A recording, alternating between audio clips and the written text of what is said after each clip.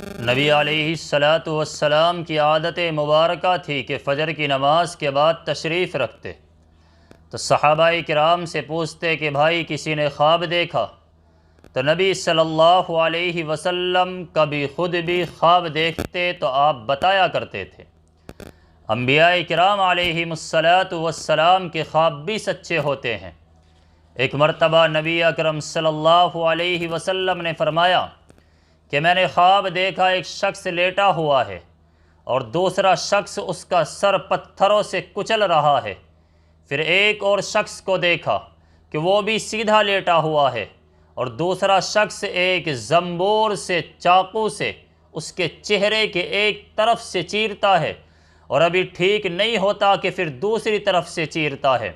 پھر میں نے ایک آگ کا ایک تنور دیکھا، اس میں بہت سارے مرد اور عورت جل رہے تھے مگر سب کے سب ننگے تھے۔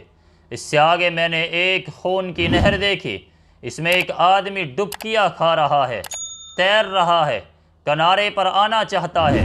جب وہ قریب آتا ہے تو ایک پتھر اس کے سر پر دے مارتا ہے، سر پر پتھر لگتے ہی وہ پیچھے چلا جاتا ہے اور پھر ڈبکیاں کھاتا ہوا پھر آنے لگتا ہے، پھر یہ پتھر مارتا ہے۔ آگے ایک جگہ بہت زیادہ آگ دیکھی، میں نے دیکھا ایک شخص ہے جس کی شکل بہت ڈراؤنی ہے، دیکھ کر بندے کو ڈر لگے، ایسی ڈراؤنی شکل کبھی نہیں دیکھی۔ وہ آگ جلا رہا ہے اور آگ کے گرد گھوم رہا ہے، اس کے چہرے پر کوئی ہمدردی کا نشان نہیں، اجنبیت ہے۔ جب اس سے آگے گئے تو میں نے دیکھا کہ ایک بہت بڑا باغ ہے، اس میں ایک لمبے قد کا آدمی ہے جس کے گرد بہت سارے بچے بیٹھے ہوئے ہیں۔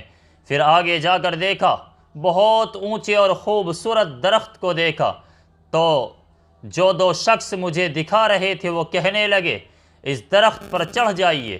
میں جو درخت پر چڑھا تو چڑھتے اوپر جا کر میں نے ایک شہر آباد دیکھا، ایسا شہر کہ جس کے مکان کی دیواریں سونے اور چاندی کی اینٹوں سے بنی ہوئی تھی۔ شہر کے دروازے پر پہنچے تو اسے کھولا گیا، اندر چند آدمی ملے، ایک کا بدن آدھا خوبصورت ہے اور آدھا جلا ہوا ہے، تو جو لے جا رہے تھے انہوں نے کہا اس سے کہ میاں تم غسل کر لو۔ انہوں نے غسل کیا تو ان کا جلا ہوا حصہ بھی ٹھیک ہو گیا۔ اوپر دیکھا تو سفید بادل کی طرح ایک محل نظر آیا۔ میں نے پوچھا یہ کیا ہے؟ انہوں نے کہا جنت عدن ہے اور وہ دیکھو کہ تمہارا گھر ہے۔ میں نے اپنا گھر دیکھنا چاہا تو انہوں نے کہا کہ ابھی وقت نہیں آیا، آپ اس میں عرصے کے بعد جائیں گے۔ فرماتے ہیں میں نے ان سے پوچھا بھائی یہ سارے منظر میں نے کیا دیکھے؟ تو انہوں نے کہا کہ جس بندے کو آپ نے سب سے پہلے دیکھا کہ لیٹا ہوا ہے اور اس کا سر پتھر سے کچلا جا رہا ہے، یہ وہ بندہ تھا کہ جو صبح کو سویا رہتا تھا اور نماز کو قضا کر دیتا تھا، اس لیے اس کے سر کو کچلا جاتا ہے۔ دوسرے جس شخص کو آپ نے دیکھا کہ اس کے رخسار کو چیرا جا رہا ہے، یہ جھوٹ بولنے والا انسان تھا اور ایک فرشتہ اس کے منہ کو چیرتا تھا اس لیے کہ یہ جھوٹ بولتا تھا۔ تیسرے جس بندے کو دیکھا کہ وہ خون کی نہر میں ہے، یہ سود کھانے والا بندہ تھا جو ڈبکیاں لے رہا ہے اور دوسرا بندہ اس کے سر پر پتھر مار رہا تھا اس کو سزا دینے کے لیے۔ پھر آگے آپ نے جس کو دیکھا کہ وہ آگ جلا رہا ہے تو وہ جہنم کا داروغہ مالک تھا جو فرشتہ ہے اور جب سے وہ پیدا ہوا اور جہنم پر اس کی ڈیوٹی لگی ہے وہ کبھی ہنسا نہیں، اس لیے آپ نے اس کے چہرے کے اوپر بہت ہیبت دیکھی۔